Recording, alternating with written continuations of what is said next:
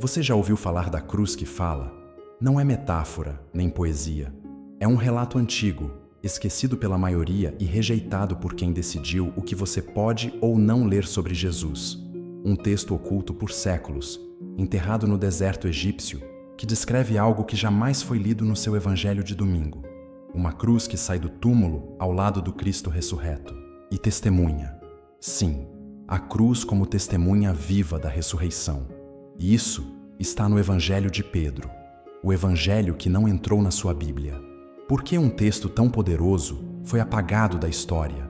O que há nele que incomodou tanto os primeiros líderes da igreja a ponto de ser condenado como heresia? E mais inquietante ainda, se foi mesmo escrito por Pedro, o próprio apóstolo que caminhou sobre as águas e negou Jesus 3 vezes, por que não o conhecemos como conhecemos Mateus, Marcos, Lucas e João?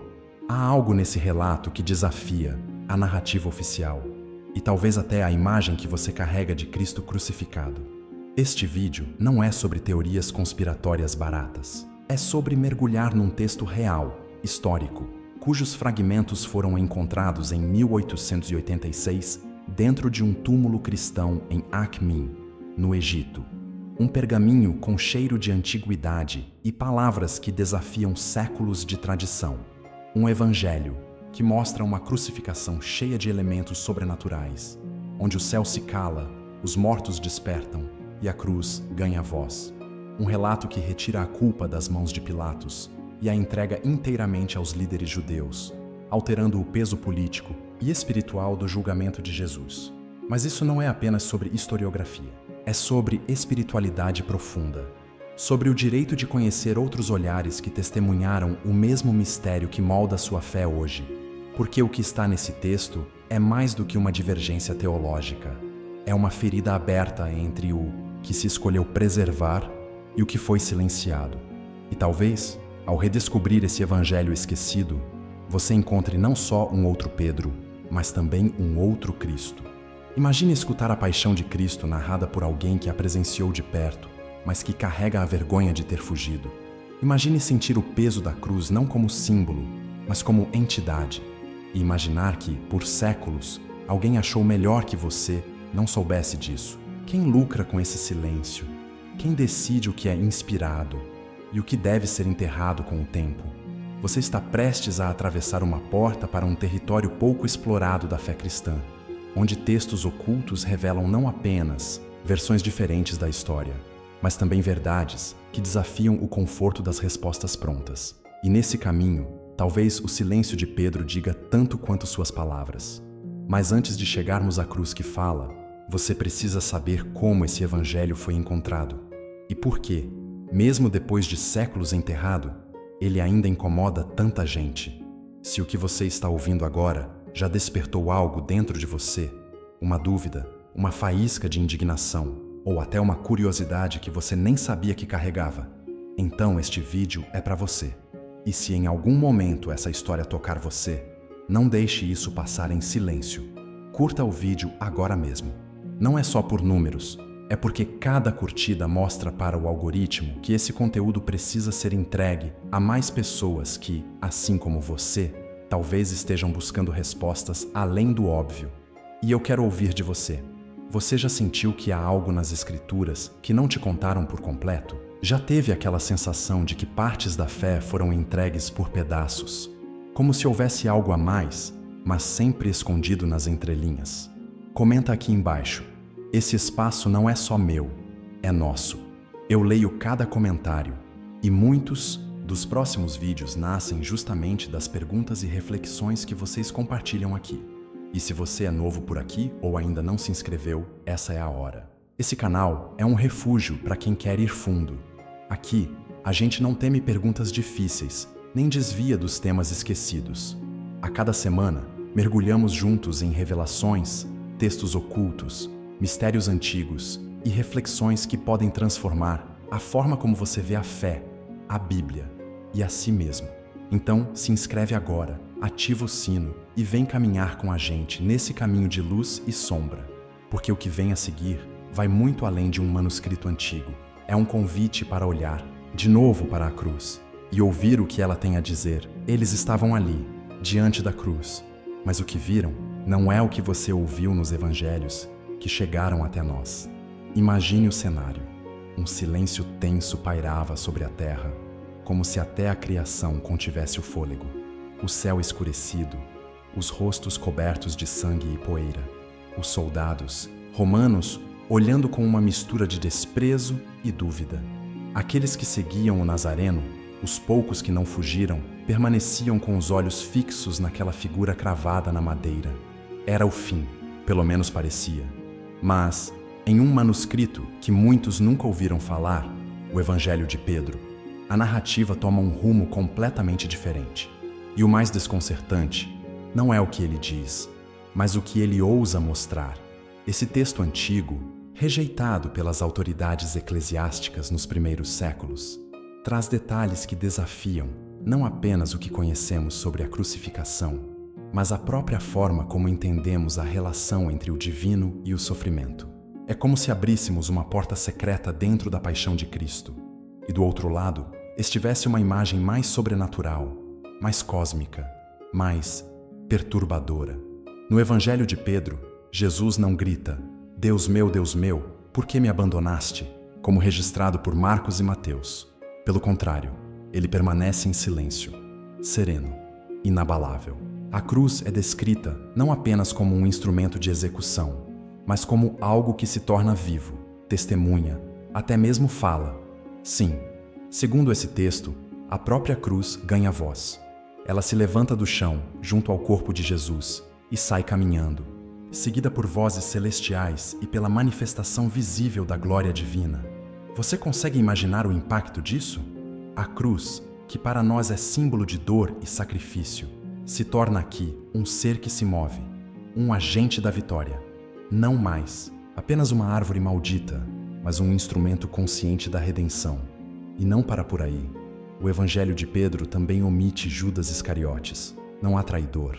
O peso da culpa não recai sobre um homem, mas sobre as forças que movem o mundo, políticas, espirituais, invisíveis. Pilatos, que no cânone tenta lavar as mãos, aqui assume um papel mais limpo, como se dissesse, eu avisei.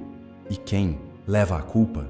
Herodes, os líderes, as autoridades religiosas. Há um jogo de sombras entre o poder humano e a glória divina. Uma denúncia sutil, porém direta, sobre quem realmente matou o Filho do Homem. Mas talvez o detalhe mais inquietante seja a forma como o Cristo morre. Não com gritos, não com lágrimas, mas com um silêncio que emana autoridade.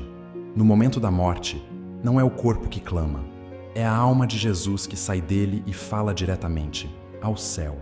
Minha força, tu me abandonaste, como se a própria alma estivesse se desprendendo com consciência plena, fazendo um último apelo ao Pai, como alguém que está saindo do tempo para entrar em outra dimensão. Isso nos faz pensar, será que a dor de Jesus foi mesmo como nos contaram? Será que ele se deixou vencer pela fraqueza humana? Ou será que a cruz foi apenas um portal para um tipo de vitória que os olhos humanos não conseguem captar? A sensação é de que o autor do Evangelho de Pedro está tentando dizer algo que a tradição oficial preferiu calar, que há camadas escondidas sob a superfície da paixão, que a cruz não é apenas o fim, é um ato de revelação, um teatro cósmico onde o céu e o inferno observam em silêncio, enquanto Deus, disfarçado de carne, dá o passo final que muda tudo. Essa versão da história mexe com a nossa visão tradicional, porque ela devolve a Jesus não apenas o papel de sofredor, mas de comandante espiritual. Não um cordeiro arrastado para um matadouro, mas um rei que caminha voluntariamente para um trono de madeira, com a certeza de que até a própria cruz irá se curvar diante dele. Se isso te desconcerta, é porque deve. O Evangelho de Pedro nos obriga a olhar de novo para algo que achávamos que já entendíamos. Nos obriga a confrontar nossa zona de conforto espiritual. E principalmente nos faz perguntar, por que esse relato foi silenciado? Por que, durante séculos, esse manuscrito ficou esquecido, enterrado em areia egípcia, longe dos olhos do povo? O que havia de tão perigoso ou diferente nessa narrativa que levou os primeiros líderes da igreja a excluí-la? Seria apenas heresia? Ou havia ali verdades que ainda não estávamos prontos para ouvir? Estamos apenas começando a rasgar o véu que encobre essas páginas. E o que vem a seguir vai te levar para dentro dos bastidores da história bíblica, onde documentos ocultos, decisões políticas e conflitos espirituais definiram o que hoje chamamos de Evangelho verdadeiro. Você já parou para pensar quem decide o que é ou não é a palavra de Deus? Não foi Deus quem escreveu os livros da Bíblia com a própria mão. Foram homens. Homens que escolheram quais vozes seriam ouvidas e quais seriam silenciadas. E é exatamente nesse ponto que o Evangelho de Pedro se torna ainda mais provocador. Por quê? Ele não foi excluído por ser uma invenção clara ou uma fábula absurda, como tantos outros textos que surgiram séculos depois. Ele foi deixado de lado porque era próximo demais da verdade, mas desconfortável demais para o poder. E isso é perigoso. Um evangelho que mostra um Cristo triunfante, uma cruz que fala, uma morte sem desespero.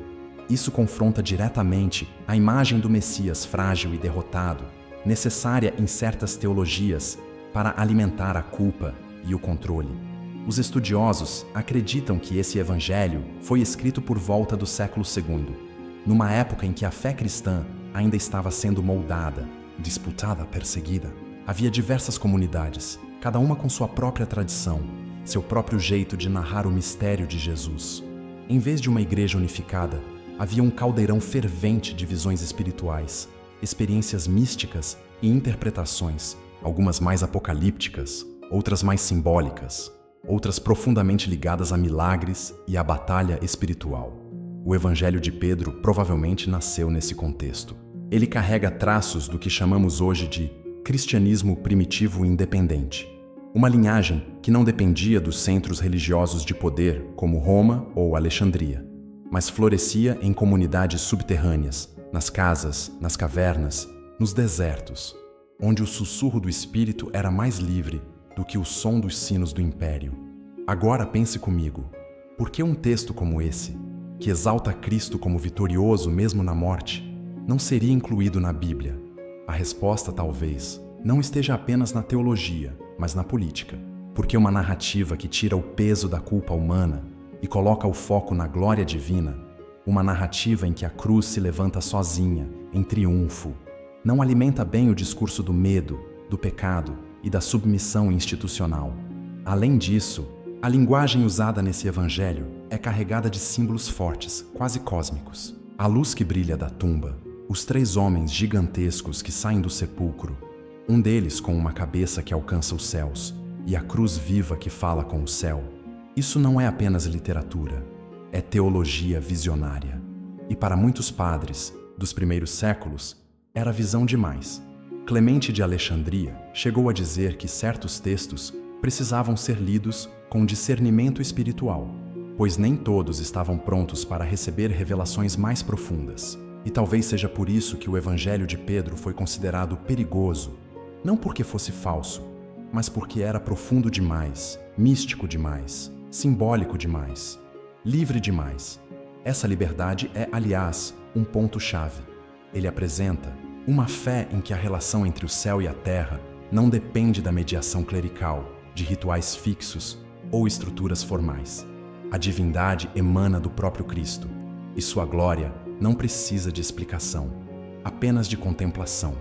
Mas isso desestabilizaria a construção de uma igreja organizada que, naquele momento, precisava de doutrina, ordem e autoridade. Então, como tantos outros textos considerados apócrifos, o Evangelho de Pedro foi colocado de lado, literalmente escondido, enterrado com o tempo, junto com as vozes que ele carregava, até que, em 1886, mais de 1700 anos depois, o impossível aconteceu. Um grupo de arqueólogos descobriu um papiro egípcio em Akhmin, onde estava preservado, como se o próprio tempo tivesse cuidado dele, como se a mensagem quisesse, de alguma forma, voltar à tona no momento certo. E quando esse texto foi finalmente traduzido e revelado ao mundo, ele causou calafrios em teólogos, religiosos e estudiosos, porque não se tratava de um documento sem valor, mas de um relato coerente, vibrante, místico e profundamente perturbador, um evangelho com autoridade, com força, com um Cristo diferente. Um Cristo que não precisa gritar para mostrar que é Deus. E então a pergunta se impõe: quem está contando a verdade? O que faz um evangelho ser considerado sagrado e outro ser deixado de lado? O que é revelação e o que é conveniência? Você começa a perceber que a história da Bíblia não é apenas uma questão de fé, mas também de escolhas humanas, cânones, conciliações, exclusões, e que talvez aquilo que foi deixado de fora diga tanto sobre Deus quanto aquilo que foi incluído. Se o Evangelho de Pedro te intriga até aqui, é porque estamos apenas arranhando a superfície. Ainda há visões mais radicais, cenas que desafiam a lógica da narrativa tradicional e perguntas que vão te deixar sem ar. Mas antes de seguir, deixa eu te fazer um convite especial. Se você está sentindo o impacto dessa descoberta tanto quanto eu, curta esse vídeo agora. Isso mostra que vale a pena continuar revelando essas histórias escondidas. E se esse tema mexeu com algo dentro de você, se já te fez questionar, duvidar ou até mesmo se emocionar, escreve aqui nos comentários uma única palavra: revelação. Quero saber quem está caminhando junto nessa busca. E claro, se você ainda não está inscrito no canal, agora é a hora. Tem muito mais vindo aí. Histórias esquecidas, evangelhos ocultos, visões que nunca chegaram ao púlpito. E eu quero você aqui para ver tudo isso acontecer. Não é exagero dizer que essa é uma das passagens mais enigmáticas de toda a literatura cristã antiga. Imagine por um momento. O túmulo de Jesus está lacrado, guardado por soldados romanos, vigiado por olhos desconfiados que querem garantir que nada sobrenatural aconteça. A cena parece controlada, tudo sob vigia, tudo previsível. Mas então, na calada da madrugada, os céus se abrem. No Evangelho de Pedro, o momento da ressurreição não é discreto, não há silêncio, não há luto, é espetáculo cósmico. 2 homens descem do céu, não anjos comuns, mas figuras imensas, desproporcionais, como se a própria glória de Deus vestisse forma humana. Seus rostos brilham, seus passos fazem tremer a terra, e entre eles surge aquele que jazia no túmulo, Jesus, ressuscitado. Mas o que vem a seguir derruba qualquer expectativa. Ao saírem do túmulo, esses 3 seres têm tamanhos diferentes. Os 2 primeiros são descritos como tão altos que suas cabeças tocam os céus. Mas o que está entre eles, o ressuscitado, é ainda mais grandioso, e atrás deles, algo inacreditável acontece. A cruz sai andando sozinha. Você consegue imaginar isso? Uma cruz viva, uma cruz que não apenas anda, como também fala. A narração diz que uma voz do céu pergunta: "Tu pregaste aos que dormem?" E a cruz responde: sim. Esse diálogo entre o céu e a cruz, testemunhado por soldados, romanos e líderes judeus, é um dos trechos mais intensos de toda a tradição apócrifa cristã. É como se a própria cruz, o símbolo máximo da dor e da condenação, fosse redimida, transformada em agente da glória. Agora pare e pensa: por que uma narrativa dessas incomodaria tanto? Porque aqui a cruz não é mais instrumento de sofrimento, mas de vitória. Ela caminha, ela fala, ela testemunha, ela é glorificada junto com Cristo. Isso muda tudo, isso arranca o poder do medo, isso esvazia a lógica da punição, isso declara: o que antes era vergonha, agora é trono. No Novo Testamento canônico, a ressurreição é narrada com sobriedade. As mulheres encontram o túmulo vazio. Um anjo aparece. Jesus surge, mas ninguém o vê saindo. Tudo acontece no limite do mistério. Já no Evangelho de Pedro, não. Aqui, o céu se rasga e o invisível invade o visível com uma força arrebatadora. É como se o autor dissesse: a glória de Deus não pode mais ser contida. E isso não é por acaso. Esse tipo de relato era muito valorizado por comunidades cristãs que viviam à margem do poder, perseguidas, humilhadas, esquecidas. Para elas, a cruz que fala era mais do que símbolo, era promessa. A dor não era o fim. A morte não era a derrota. A cruz, que antes representava a opressão, agora anunciava a libertação. E talvez seja por isso que esse evangelho tenha sido tão temido, porque ele não apenas muda a narrativa histórica, ele mexe com o imaginário espiritual. Ele transforma a relação do fiel com a cruz, não mais um objeto de medo, mas uma testemunha viva da glória. E tem mais um detalhe que poucos percebem. No momento em que essa cena acontece, os soldados estão completamente paralisados de medo. Eles veem tudo, mas não conseguem se mover. São como testemunhas impotentes de algo que foge ao controle humano. Esse é um detalhe simbólico poderoso. O poder humano está paralisado diante da revelação divina. A cruz, andando e falando diante de soldados do império e líderes religiosos, é mais do que uma imagem chocante. É um ataque direto ao domínio terreno. É como se o texto gritasse: nada pode deter a glória de Deus, nem a morte, nem o império, nem a religião. E aqui está a beleza disso tudo. A fé não nasce do silêncio. Ela nasce do espanto. É no inacreditável que o coração desperta. É quando a cruz anda que a alma se move. E talvez por isso este evangelho esteja retornando agora, neste tempo, porque a fé fria e calculada já não responde mais às dores profundas da alma. Precisamos da cruz viva, da cruz que caminha, da cruz que fala. Precisamos da cruz que testemunha o impossível. E é só o começo. Até aqui, já vimos que o Evangelho de Pedro quebra a lógica conhecida da ressurreição com imagens poderosas. A cruz que anda, o céu que fala, os guardas que tremem. Mas o que está por vir é ainda mais desafiador, porque agora a figura central da fé cristã, Jesus Cristo crucificado, é retratada de um jeito que destoa radicalmente da imagem tradicional que aprendemos nas igrejas, nos filmes, nas cruzes dos altares. E é isso que tornou esse evangelho tão perigoso, tão polêmico, tão evitado. No Evangelho de Pedro, há uma passagem que simplesmente muda tudo. Ela diz que no momento da crucificação, Jesus não sente dor. Sim, você ouviu certo. Ele está sendo pregado, elevado na cruz, morrendo diante da multidão. E ainda assim, ele não sofre. Ele parece estar ausente. Ele não grita, não se contorce, não sangra como nos evangelhos canônicos. Em vez disso, algo surreal acontece. Sua alma sai do corpo antes mesmo da morte física terminar. Como se sua essência, seu espírito, já estivesse livre, enquanto o corpo ainda permanece ali, imóvel, pendurado. O impacto disso é gigantesco. Porque se Jesus não sofre na cruz, onde fica o sofrimento redentor? E mais ainda, quem é esse Jesus que parece acima da dor, acima do corpo, acima da carne? Essa visão não é fruto do acaso. Ela é o reflexo de um pensamento espiritual que circulava nas primeiras comunidades cristãs, especialmente entre os chamados docetistas.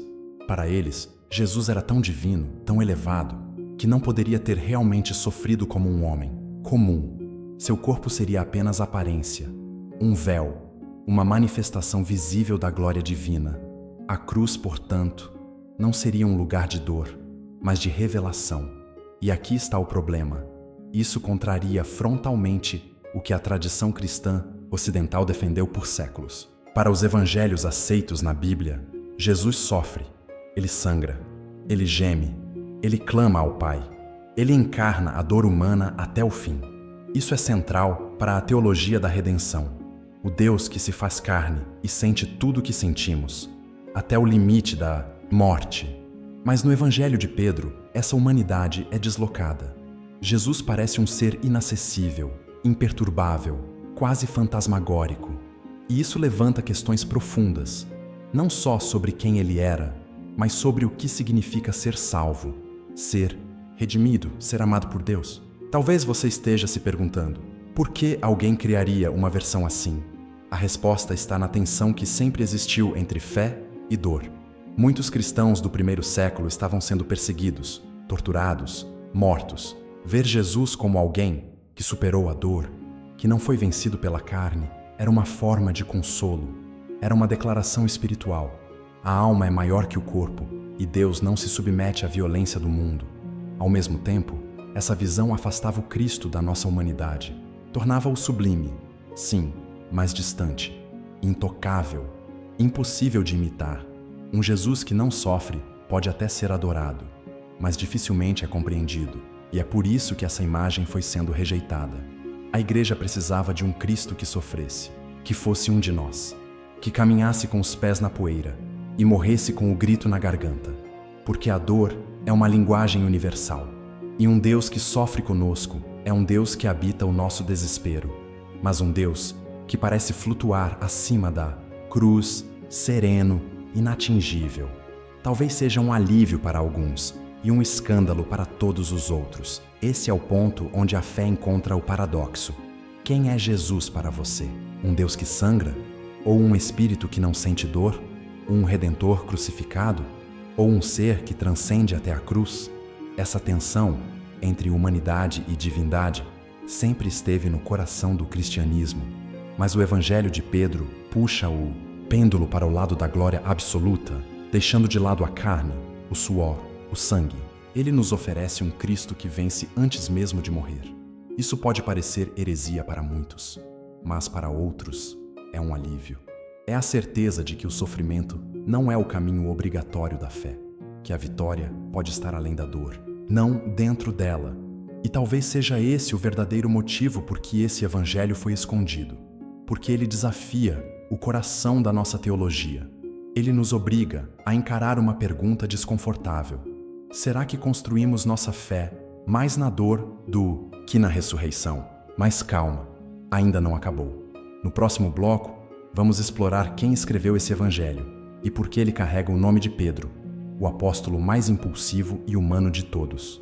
A resposta pode surpreender e lançar ainda mais luz sobre os conflitos internos da igreja primitiva. Na capa do manuscrito que conhecemos como Evangelho de Pedro, não há um título em letras douradas. Mas dentro do texto, há uma frase que muda tudo. Uma assinatura. Um nome que carrega peso. Ele diz: Eu, Simão Pedro, e os outros discípulos. E só isso já basta para levantar uma cortina de fumaça sobre sua verdadeira origem. Porque se foi mesmo o apóstolo Pedro quem escreveu essas palavras, aquele que caminhou sobre as águas, que negou Jesus 3 vezes, que chorou amargamente e depois se tornou o alicerce da igreja, então estamos diante de uma revelação que muda a história. Mas se não foi Pedro, então, quem ousou assinar em nome dele? A primeira coisa que precisamos entender é o contexto. No mundo antigo, especialmente nos séculos I e II, era comum que textos espirituais fossem escritos em nome de grandes figuras, não por falsidade, mas por reverência. Era uma forma de dizer. Isto representa a tradição de Pedro, a visão dele sobre os acontecimentos. E aqui entra um ponto-chave. Existiam muitas comunidades cristãs espalhadas pelo Império Romano, e cada uma tinha suas próprias tradições, crenças e evangelhos. Pedro era uma figura respeitadíssima, tanto em Roma quanto entre os cristãos judeus da Palestina.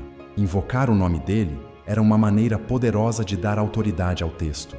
Mas os estudiosos, ao analisarem o estilo literário, os termos teológicos e o pano de fundo do Evangelho de Pedro, perceberam algo desconcertante.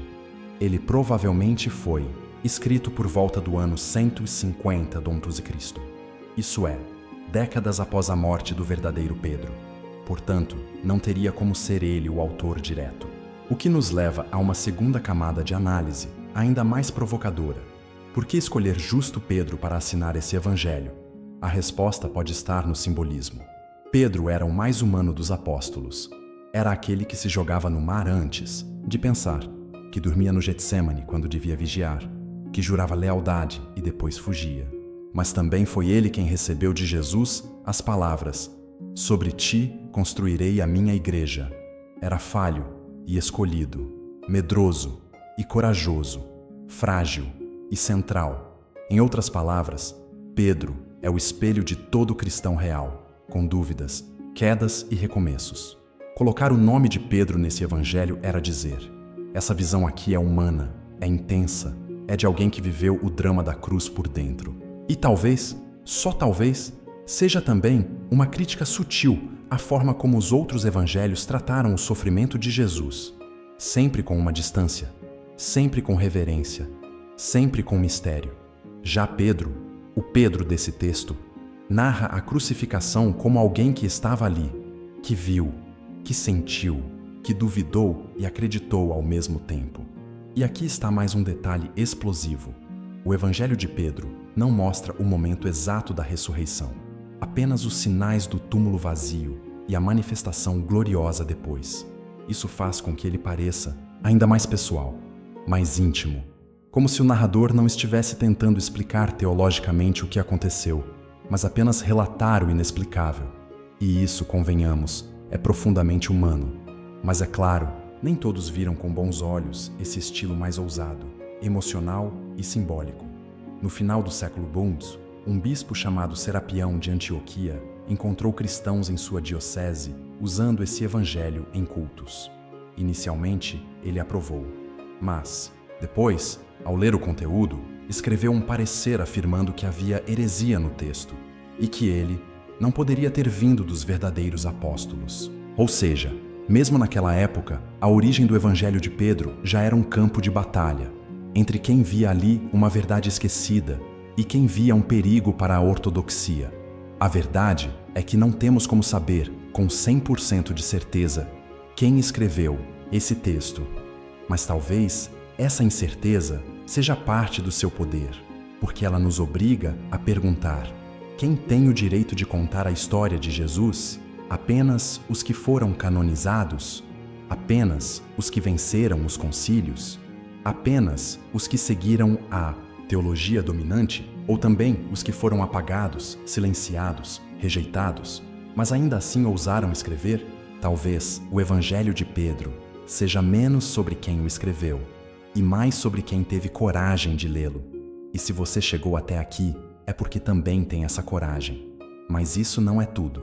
No próximo bloco, vamos olhar para as figuras misteriosas que aparecem no túmulo vazio e entender por que o Evangelho de Pedro esconde, ou revela, detalhes que a Bíblia não ousou colocar. O que esses personagens fazem e dizem pode virar tudo de cabeça para baixo. Quando o Evangelho de Pedro chega à parte da ressurreição, é impossível não ser impactado por uma cena que foge completamente do que conhecemos nas narrativas tradicionais da Bíblia. Ali, no relato, não estão apenas os discípulos ou o túmulo vazio, mas duas figuras enormes, descritas com uma aura quase sobrenatural, que participam da abertura da pedra que sela o sepulcro. São anjos? São gigantes? Ou algo muito além do que os textos canônicos nos ensinaram a imaginar? Essa passagem é um dos pontos mais fascinantes e, ao mesmo tempo, desconcertantes do Evangelho de Pedro. E entender essa cena pode transformar completamente a forma como você enxerga a ressurreição e o simbolismo da cruz. Imagine, após a crucificação, quando tudo parecia perdido, o túmulo está fechado com uma enorme pedra, como uma barreira definitiva entre a morte e a esperança. De repente, surgem essas duas figuras gigantescas que descrevem a abertura do túmulo de maneira quase teatral, com uma luz que invade a escuridão e até um som estrondoso que abala o céu.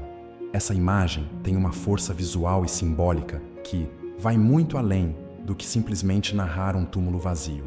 Ela sugere uma intervenção divina poderosa, quase apocalíptica, como se o cosmos inteiro estivesse se curvando diante do mistério da ressurreição.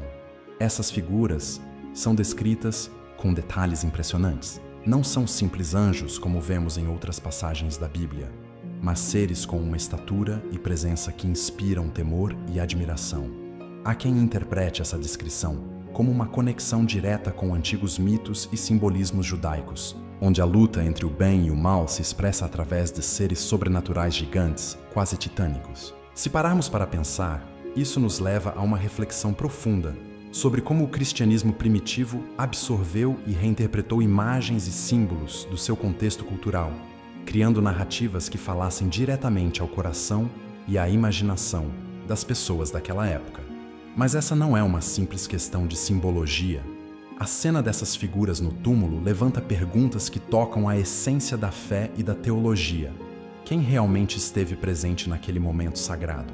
E por que essa visão foi deixada de fora do cânon oficial? O Evangelho de Pedro parece querer nos mostrar que a ressurreição não foi um evento discreto, um simples desaparecimento do corpo, mas uma manifestação dramática da glória divina, onde forças celestiais se fazem visíveis e palpáveis.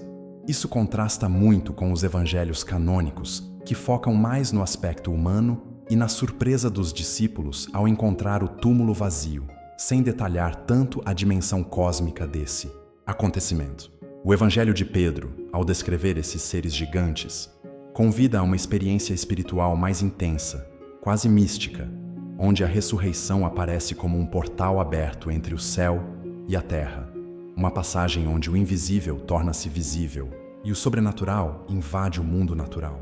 Para quem se interessa por espiritualidade profunda e pelos mistérios bíblicos, essa descrição é um convite para expandir a visão tradicional e refletir sobre as inúmeras camadas que a fé pode conter. Não é apenas uma questão de aceitar ou rejeitar, mas de mergulhar no simbolismo e no significado oculto que essas figuras podem carregar. Afinal, o cristianismo primitivo não foi uma fé monolítica. Foi plural, repleto de debates, textos, diversos e interpretações que competiam entre si pelo coração das comunidades. Aqui entra outra questão fascinante: a relação entre essas figuras e o mal. O Evangelho de Pedro não esconde o confronto entre o poder divino e as forças das trevas. A presença desses seres colossais diante do túmulo vazio sugere uma vitória não apenas física, mas espiritual, um rompimento da prisão da morte que até então parecia invencível. Para um público que busca entender a batalha espiritual por trás dos eventos bíblicos, essa passagem é um lembrete poderoso de que a cruz não foi apenas uma execução, mas um campo de batalha cósmico, onde o bem triunfou de forma espetacular e definitiva.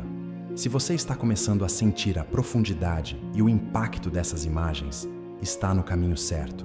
Porque o Evangelho de Pedro nos desafia a olhar para além do texto que estamos acostumados a ler, para sentir o que talvez os primeiros cristãos sentiram: o espanto, o medo e a esperança misturados diante de algo que ultrapassa a compreensão humana. E é exatamente essa intensidade que faz desse Evangelho uma peça tão única dentro do vasto mosaico dos textos cristãos antigos. Não podemos deixar de pensar também no porquê de esse Evangelho ter sido marginalizado, silenciado, esquecido. Seria por causa dessas figuras? Por trazer uma visão tão diferente, tão visceral da ressurreição? Ou seria porque ele ameaça a autoridade e a uniformidade que as lideranças eclesiásticas tentavam estabelecer? São perguntas que ficam no ar, provocando ainda mais curiosidade e desejo de investigação. Antes de seguirmos, convido você a refletir. Qual é a imagem que mais te tocou até agora? As figuras gigantes que abrem o túmulo? A dramaticidade da cena? Ou o desafio que isso representa para a fé convencional? Se quiser, compartilhe nos comentários uma palavra que represente o que você sentiu agora. Pode ser mistério, espanto, coragem. Essas pequenas conexões fazem toda a diferença para aprofundar nossa jornada juntos. Mas o que será que essas figuras realmente simbolizam? O que mais esse Evangelho nos revela sobre a cruz e a vitória que ela representa? No próximo tópico, vamos explorar o papel dos guardas no túmulo, personagens que aparecem de forma surpreendente e que acrescentam uma nova camada de tensão e mistério a essa história que você nunca viu antes. E acredite, eles não estão lá só para vigiar uma pedra. Logo após a descrição das figuras gigantescas que abrem o túmulo, o Evangelho de Pedro nos apresenta outro elemento que passa despercebido em muitas análises tradicionais: os guardas, que estavam vigiando o sepulcro. Diferente do que estamos acostumados a ouvir nos relatos canônicos, onde o túmulo vazio aparece quase como um enigma simples para os discípulos, aqui esses guardas desempenham um papel essencial e repleto de simbolismo que acrescenta uma tensão inesperada à narrativa. Imagine a cena. Esses soldados, responsáveis por impedir qualquer contato com o corpo de Jesus, testemunham com medo e assombro o evento sobrenatural da ressurreição. Mas, no Evangelho de Pedro, eles não são apenas figuras passivas, são peões em um jogo muito maior, personagens que vivenciam diretamente a manifestação do poder divino e, de certa forma, se tornam porta-vozes dessa verdade oculta que a história oficial tentou calar. A presença dos guardas reforça uma dimensão muito real e palpável do confronto entre o mundo terreno e o espiritual. Eles representam a autoridade humana tentando conter o divino, o poder da carne tentando aprisionar o espírito. E essa tentativa falha, evidenciada pela cena dramática da pedra sendo aberta e a luz invadindo o túmulo, cria um contraste poderoso que mexe profundamente com nossa compreensão sobre a cruz e a ressurreição.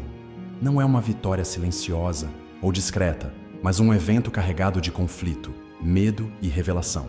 Além disso, o Evangelho de Pedro não economiza detalhes sobre o impacto que essa experiência causou nos guardas. Eles ficam petrificados, tomados pelo terror e pela confusão, testemunhando algo que excede completamente sua compreensão e treinamento militar.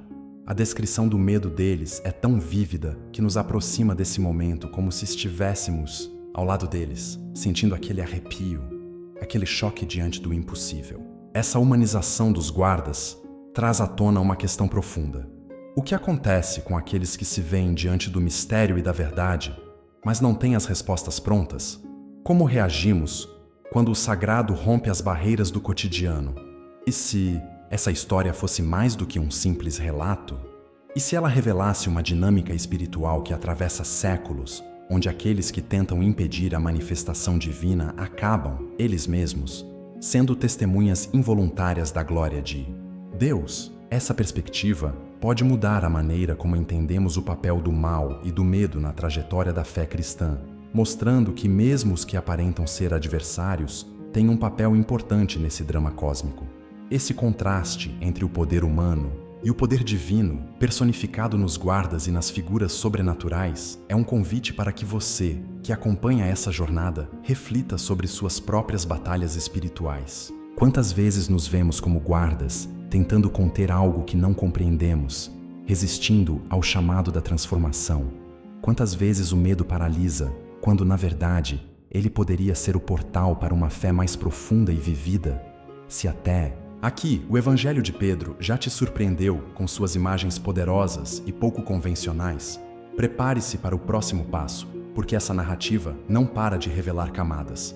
Acompanhar esses guardas é também acompanhar uma parte da história, da humanidade que luta para entender o mistério da cruz, o enigma da morte e a promessa da ressurreição. E ainda tem muito mais para descobrir sobre como esses elementos impactam a visão que temos da cruz. Aquela cruz que neste Evangelho ganha contornos que você nunca imaginou. Gostaria de convidar você a pensar e compartilhar. Qual palavra define para você o sentimento dos guardas diante desse mistério?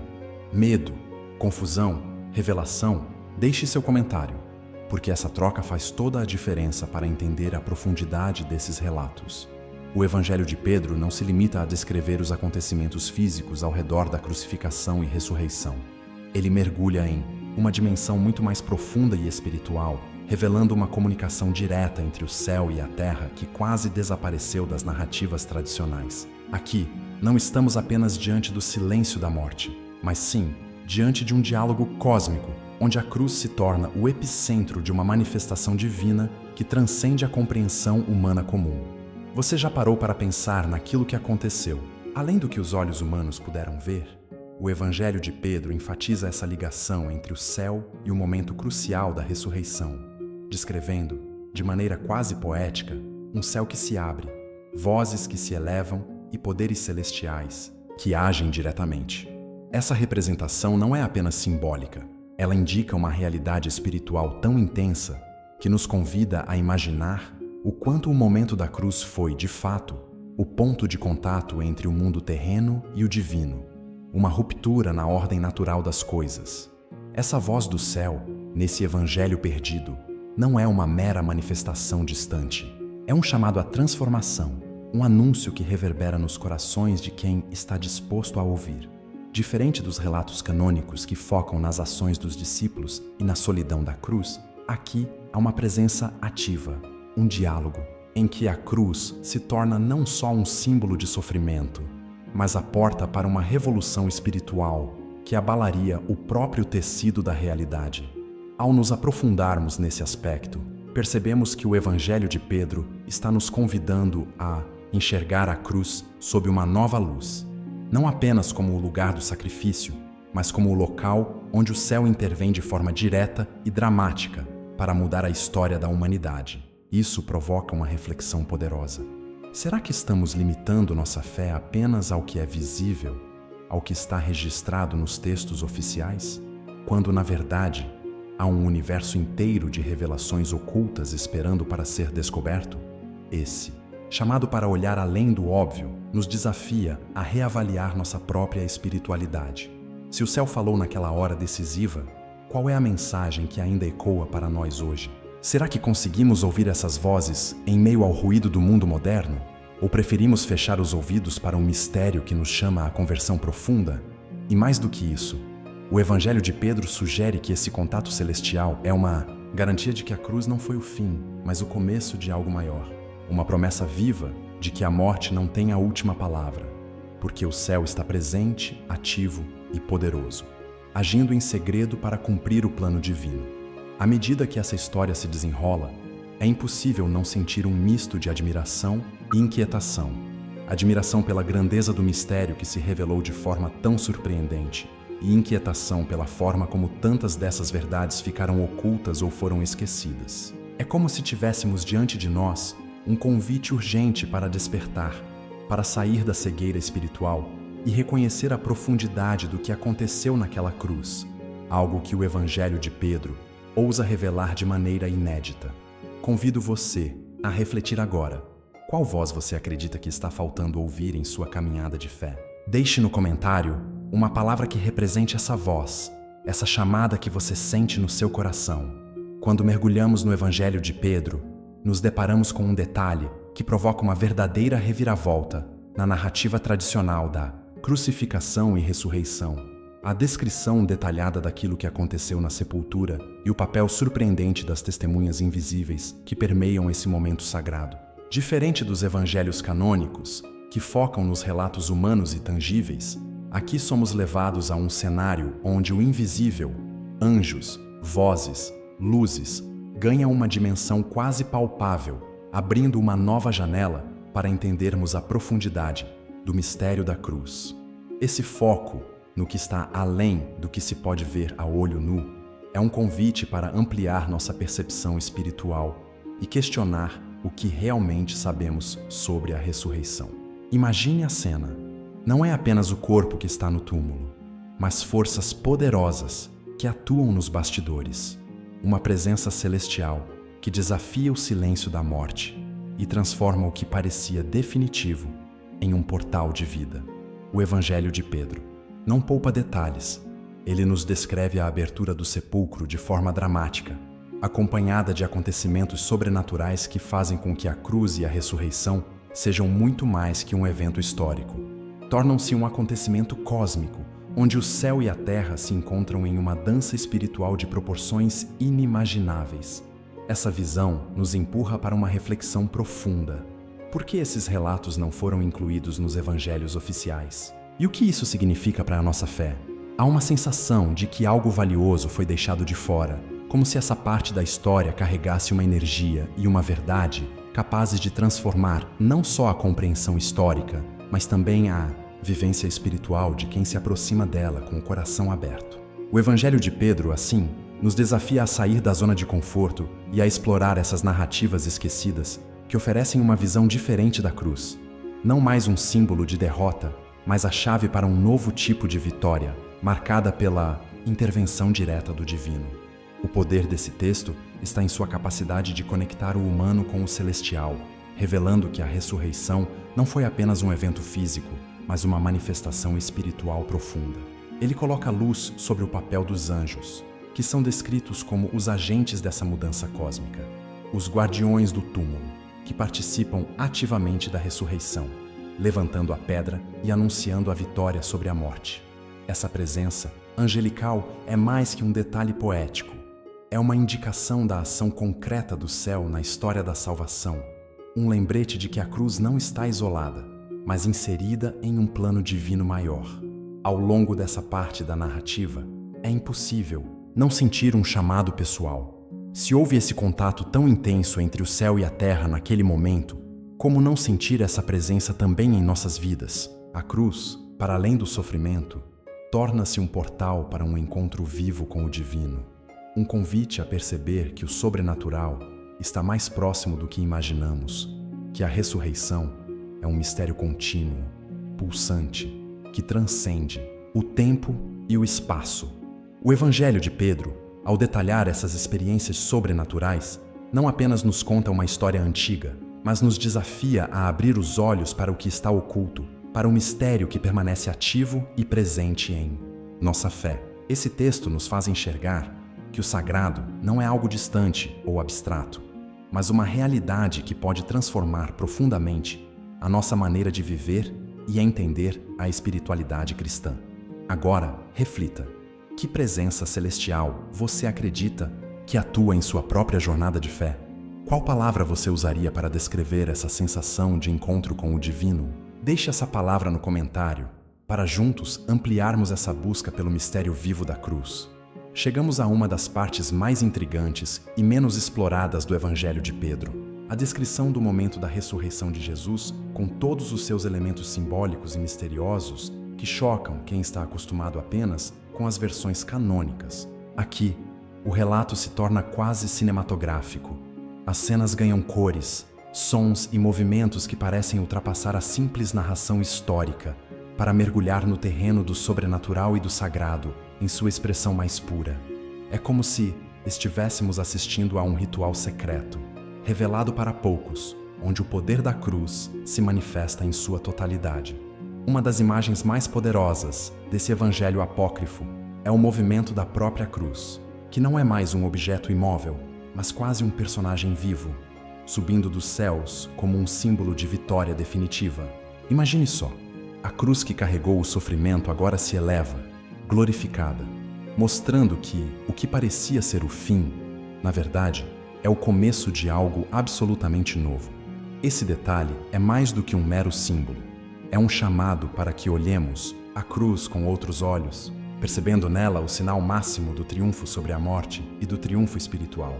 No meio desse cenário, os anjos não apenas observam, mas participam ativamente, cantando, louvando e confirmando a divindade e a missão de Jesus. Esse relato impressiona, porque não segue a linha linear e simples do Evangelho de João ou dos relatos dos sinóticos. O Evangelho de Pedro traz uma narrativa carregada de misticismo, que toca o íntimo da experiência espiritual. Ele nos chama para perceber que a ressurreição não foi apenas um evento para ser acreditado, mas para ser sentido, vivido e experimentado em toda a sua profundidade.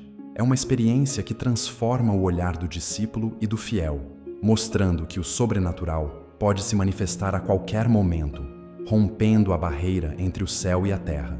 Essa parte do Evangelho de Pedro ainda nos provoca uma inquietação importante. Se esse relato é tão poderoso e impactante, por que ele foi deixado de fora da Bíblia? Qual o motivo de esconderem essa dimensão espiritual tão vibrante e cheia de vida? É inevitável pensar que havia um receio de que o povo pudesse não compreender, ou que as autoridades eclesiásticas preferiram um relato mais controlado, mais domesticado. Mas o que perdemos com isso? Será que nossa fé não ficaria mais rica e profunda se pudéssemos abraçar esse mistério em toda a sua intensidade? Essas perguntas não são apenas acadêmicas. Elas nos desafiam a olhar para a nossa espiritualidade com coragem e abertura. Ao se aprofundar nesse trecho, percebemos que o Evangelho de Pedro nos convida a reencontrar a força da cruz como uma arma viva, capaz de romper as correntes do medo, da dúvida e da morte espiritual. Essa cruz que se levanta, que é acompanhada por vozes celestiais, representa a esperança renovada e o poder transformador que a fé cristã deve ativar em cada um de nós. O convite é claro: não nos contentar com uma fé superficial, mas buscar a experiência da cruz como uma força que move céus e terra, que quebra barreiras e redefine o destino. Agora pense, como você tem percebido a cruz em sua vida? Como essa imagem que transcende o sofrimento e se eleva na vitória pode transformar a sua própria caminhada espiritual? Compartilhe no comentário uma palavra ou frase que simbolize o impacto da cruz em sua vida. Será um passo para aprofundarmos juntos essa jornada pelo mistério do Evangelho. Se você chegou até aqui, Sinto que essa mensagem tocou algo profundo em você. E é exatamente para quem sente esse chamado que eu quero pedir. Inscreva-se no canal agora mesmo. Aqui, a gente mergulha fundo nos mistérios que a Bíblia esconde, nas histórias que desafiam o que nos ensinaram e na espiritualidade que transforma de verdade. Então, se essa jornada pelo Evangelho de Pedro mexeu com você, comente agora. Eu recebo, para que eu saiba que essa palavra encontrou um lugar no seu coração. Isso é mais do que um comentário. É um sinal de que estamos caminhando juntos, buscando a verdade que liberta. Não se esqueça de deixar o seu like, para que mais pessoas possam descobrir esse conteúdo e se conectar com essa força transformadora. Seu apoio faz toda a diferença para que continuemos trazendo esses temas que muitos tentam esconder, mas que têm o poder de revolucionar a nossa fé. E para continuar essa jornada, já está aqui na sua tela o próximo vídeo, onde vamos desvendar outra história surpreendente que vai expandir ainda mais o seu entendimento espiritual. Clique e continue com a gente, porque essa caminhada só está começando.